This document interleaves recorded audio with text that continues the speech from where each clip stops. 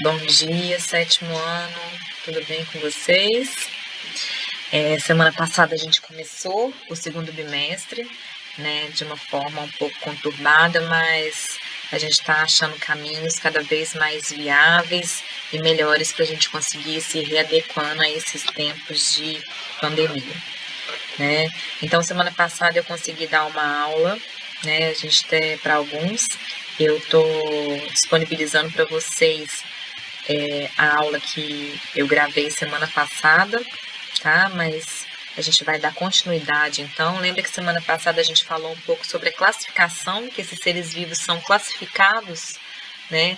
Hoje a gente vai começar a entrar, nós vamos para a página 210, então eu vou pedir para vocês sempre estarem com a apostila em mãos, porque eu vou dessa forma, né? Eu vou acompanhar com vocês a leitura e a gente vai estudando junto a apostila. Tá? Então, a gente está na página agora 210 e vamos começar a entender que a partir desse processo, né, de Carlos Linneu lá atrás, fez então a classificação em reino, filo, classe, ordem, família, gênero, espécie, reficofage, né? Eles precisavam então entender uma nomenclatura, né, uma nomeação desses seres que fosse de uma forma universal, que eu falasse o nome de uma espécie e ela fosse entendida por toda a população, né? Então eles começaram a pensar uma maneira que poderia se usar, né, para conseguir fazer essa nomeação, né? Então o ser humano costuma nomear os elementos à sua volta, o que inclui os seres vivos. Em geral, esses nomes refletem as características do organismo ou da história da sua descoberta. Por exemplo, a piraputanga, que é um peixe super típico do interior do Brasil, né, um peixe de água doce. Então, são nomes que têm, a piraputanga é um nome indígena, né, que vem do nome tupi. Então, pira, peixe, pitanga, vermelhado. Né, então, se refere à coloração. E o nome Inia iguarainensis se refere à espécie de um golfinho de água doce que faz em homenagem ao local onde esse animal é encontrado, né? O termo araguainensis, né, se refere então ao local do Araguaia, né, um lugar onde se encontra no centro-oeste. Então, para evitar confusão se referir a determinada espécie em diferentes localidades, então os cientistas procuraram utilizar uma nomenclatura, né, que é adotada em todo o mundo. Então, se eu falo Inia aguarainensis, todo mundo vai saber que é aquele golfinho que existe lá no Rio Araguaia, né? Então, o nome científico, gente, ele traz a informação sobre a classificação dos seres vivos, né? Então, o critério proposto inicialmente por Linneu. Então, a gente continua falando de classificação, só que a gente vai usar, a partir de agora, um nome científico, tá? Então, a gente vai entender como que a gente vai escrever, né? Lógico que eu não vou querer que vocês saibam o nome científico de todas as espécies. Eu só quero que vocês entendam como esse nome é proposto, tá bom? Então, existem algumas regras básicas para, então, fazer, né, para você criar esse nome específico, né? E ele pode, para nomear cientificamente um ser vivo, né? De acordo com a nomenclatura, cada espécie recebe apenas um nome, que é válido mundialmente. Então, normalmente, quem descobre a espécie faz patentia, né? Patentia não, coloca um nome, né? E a partir disso o nome é datado e é o nome o nome que fica, é aquele nome que vale, né? Existem algumas coisas que são reconectadas, assim, recolocadas dentro do processo de classificação, mas aí é uma coisa bem mais científica. O importante é a gente saber que essa nomenclatura científica ela é fixa, né? Então, assim, por isso, o sistema também é conhecido como sistema binomial, né? Então, quando eu falar o sistema binomial, a gente vai saber que é como que a gente consegue caracterizar um nome científico, né? Então, vamos lá. Vamos ver a palavra Homo sapiens. Homo sapiens. A primeira palavra é o nome do gênero. Então, lembra que a gente já falou lá para vocês? Fi,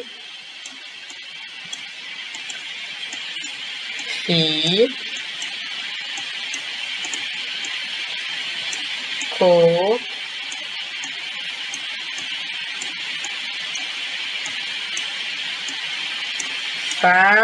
Desculpa. G.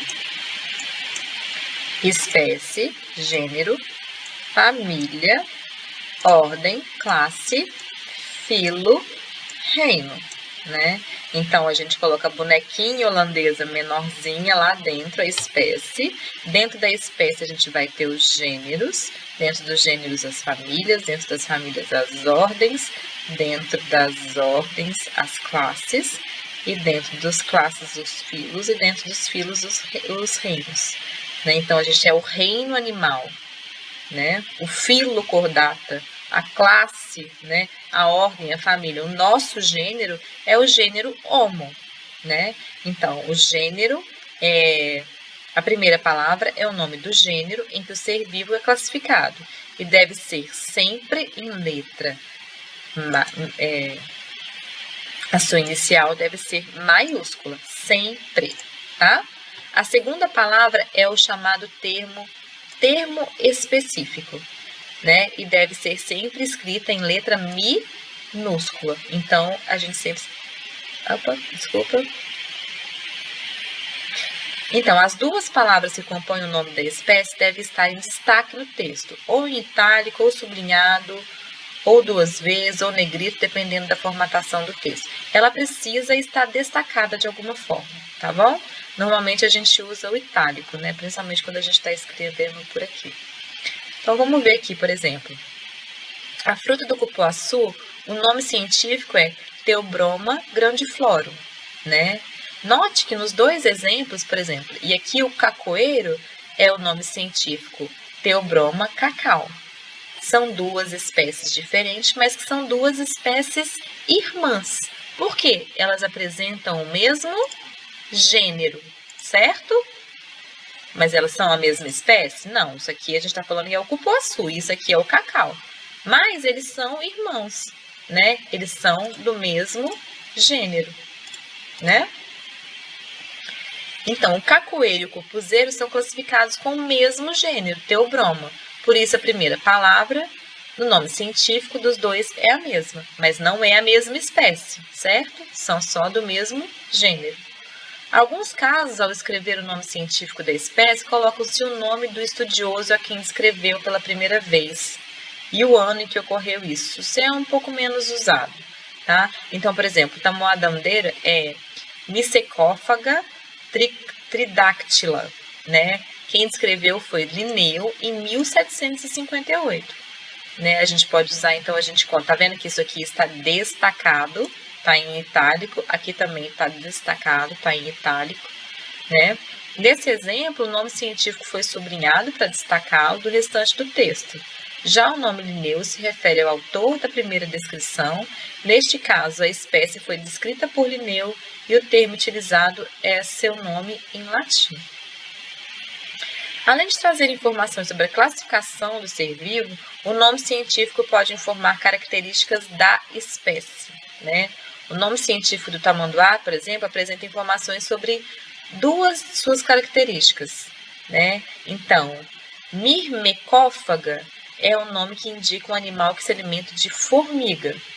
E tridáctila é um termo que indica que ele apresenta 3 dedos em cada um dos seus membros. Então, só no nome da espécie, a gente já consegue identificar algumas características morfológicas dessa, tanto morfológica como alimentares, né, dessa espécie. Isso aí porque quase todos os nomes, né, utilizados são nomes em latim, que é uma língua morta, então é uma língua que não sofre mais modificações, né? Então, assim, é uma língua que não vai sofrer nenhum tipo de modificação, nem acentuação, nem uso gramatical. É uma língua que não é mais usada, então foi essa escolhida para colocar o nome das espécies e para ser utilizada nessa nomenclatura binomial. Tá? E aí aqui a gente vai ter algumas atividades, eu vou passar um pouquinho porque nós vamos fazer ela depois, né? O ser humano no reino dos animais. Então, você não é igual ao seu colega, nenhum do outro ser humano. Isso porque os seres humanos, aqui como as outras espécies, apresentam algumas características que variam de um indivíduo para o outro. No entanto, existem muitas semelhanças do que diferenças. Por isso, todos os seres humanos pertencem à mesma espécie, né? Então, a gente tem muito mais semelhança do que diferença, né? Então, por isso, a gente pertence à mesma espécie. Ao longo do seu estudo, você aprendeu algumas características dos animais discordados. Vamos agora conhecer um pouco sobre os outros níveis de classificação biológicas dos seres humanos. Então, nós somos do reino animal, somos do filo cordados, uma vez que a gente apresenta a coluna vertebral, né? Então, isso faz com que a gente esteja dentro dos filos dos cordados. Nós somos da classe dos mamíferos, né? Que hoje, uma vez que a gente apresenta glândulas mamárias, né? E a gente produz leite, né? Nas primeiras etapas de vida. A gente também tem presença de pelos, né? Pelo menos de um dos ciclos da nossa vida. A fecundação e o desenvolvimento do embrião normalmente ocorre no interior do corpo das fêmeas. Isso também pode mudar, né? Mas a nossa ordem é a ordem dos primatas, né? A ordem dos primatas inclui os chimpanzés, os gorilas, os saguis, os babuínos, os lêmures. E a principal característica, a gente tem garras modificadas em unhas, né? Maior mobilidade dos membros anteriores, em razão de sua estrutura, olhos posicionados na frente, poucos filhotes por gestação, e a gente nasce mais ou menos um filhote, um encéfalo proporcionalmente grande em relação ao corpo e maior mobilidade dos dedos, né? Polegar na mão, geralmente em posição oposta às vezes. A presença desse polegar, né? Isso faz com que a gente seja incluído dentro dessa ordem dos primatas. A nossa família é a família chamada Hominide, né? Representantes vivos da família Hominide, além do chimpanzé, do gorila e do orangotango. Outras espécies desse grupo foram extintas e são conhecidas apenas fósseis. Nós vamos dar uma estudada isso aqui um pouquinho mais para frente, né? Podemos citar a ausência de cauda, cérebro, né? Cérebro relativamente grande e um cuidado parental muito grande com os filhotes, né? E aí a gente coloca na outra página, eu vou ler com vocês, né? E o nosso gênero é o gênero Homo, né? Estudos fósseis revelam os cientistas a concluir que os primeiros representantes do gênero Homo viveram há cerca de 2,5 milhões de anos. E os representantes desse gênero são caracterizados pelo desenvolvimento do encéfalo, andar bípede e uso de ferramentas. E aí a gente foi colocado dentro de uma questão, né? Então, os fósseis, né, propuseram que o encéfalo começou a aumentar nos hominídeos, né, nessa família de hominídeo, no gênero Australopithecus, que são os ancestrais dos homens modernos, né? Então, essa aqui é a representação de um Australopiteco. É muito legal estudar o estudo da espécie, né, dos homens, né, de como vem a ancestralidade. Né? Eles não podiam se esconder dos predadores, subindo em árvores, utilizavam estratégias, tinham um encéfalo proporcionalmente maior, né? Então, assim, eles iam colocando em categorias e os homens, né? E esse gênero hominídeo foi se tornando um grupo bem forte, né? E aí a presença do polegar, né? De um babuíno, de um chimpanzé, de um babuíno, de um chimpanzé, de um gorila e do ser humano. São muito parecidos, né? A posição oposta para facilitar. Então, isso aqui faz com que a gente seja colocado dentro da ordem dos primatas, tá? E aí, a evolução dos seres humanos, a gente tem a questão, né? Tipo, as transformações da espécie passam ao longo do tempo, né? Muitas espécies podem dar origens novas. Com base nos estudos técnicos dos fósseis de outras técnicas, os cientistas acreditam que o ser humano surgiu no continente africano por volta de 150 a 200 mil anos atrás. Entre eles, os fatores que então influenciaram a evolução humana e seus ancestrais são alterações ambientais naturais, mudanças de hábitos alimentares, né? Vida em sociedade, que favoreceu, então, a evolução do encéfalo, da inteligência humana e da nossa complexa comunicação, né? Andar sobre duas pernas também foi um fator super decisivo, né? Isso porque é uma característica marcante dos seres humanos, que distingue dos demais primatas, a postura ereta, né? Faz com que a gente seja bípede, apoia-se apenas em 2 membros, né? Isso foi uma evolução muito grande para a gente ser classificado dentro de uma família, a família hominídea. Né? Então, assim, os fósseis de hominídeos, ele vem do Australopithecus, depois Homo habilis, né, que surgiu na África há cerca de 1,3 milhões de anos, né?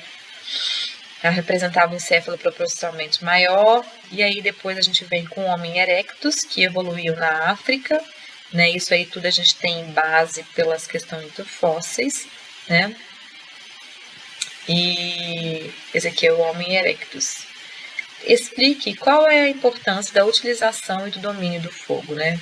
Ao longo dos anos, os hominídeos do gênero Homo foram evoluindo, dando origem a outras espécies, sendo uma delas o ser humano moderno.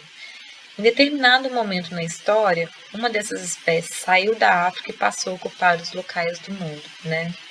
Os registros fósseis são incompletos, o que dificulta a elaboração e evolução detalhada desses hominídeos. E ainda tem, né, assim, os paleontólogos, os arqueólogos ainda estão em profunda pesquisa, né? Tudo isso aqui pode ser que mude, ache uma nova espécie que esteja no meio do caminho aqui, mas é muito bom a gente conseguir entender como que vem, né, a evolução da espécie humana ao longo do tempo. Tá? E é isso. Eu vou parar um pouquinho por aqui. Acho que essa leitura da sociedade humana pode ficar para vocês, tá bom? Vocês podem fazer a leitura.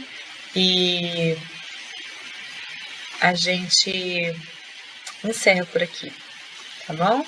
A gente encerra por aqui, por hoje. Tá? Então, assim, agora vocês terminando de ver o vídeo, vocês vão lá para o grupo de WhatsApp que a gente vai fazer uma pequena discussão para as atividades. Tá? Um beijo.